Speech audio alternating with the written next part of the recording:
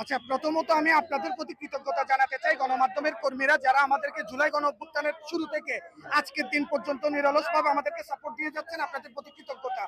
আর আপনারা যেটা জানতে চাচ্ছেন যে মাঠে ময়দানে তাদের বিপ্লবী ভূমিকার কথা, আপনারা জানেন আমরা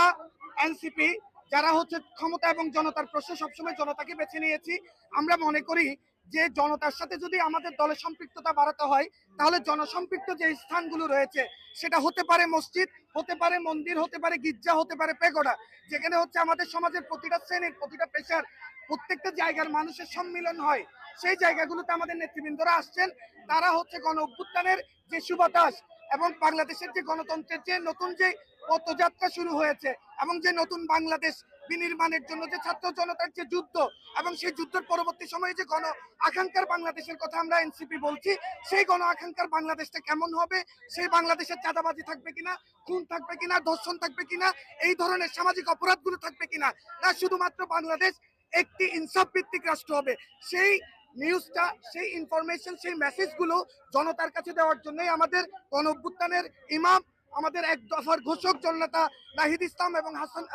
এবং নাসিরউদ্দিন পাটোয়ারি, হাসনাত আব্দুল্লাহ আক্তার সহ সমস্ত নেতৃবৃন্দরা আজকে চট্টগ্রামে এসেছেন এবং তারা তাদের মতো করে আমাদেরকে সেন্সিটাইজ করেছেন। এবং তাদের মধ্য দিয়ে আমরা আজকে যেটা বুঝতে পেরেছি সেটা হচ্ছে যে গণতন্ত্রের যে চর্চা এবং গণতান্ত্রিক রাষ্ট্র ব্যবস্থা, এটার যে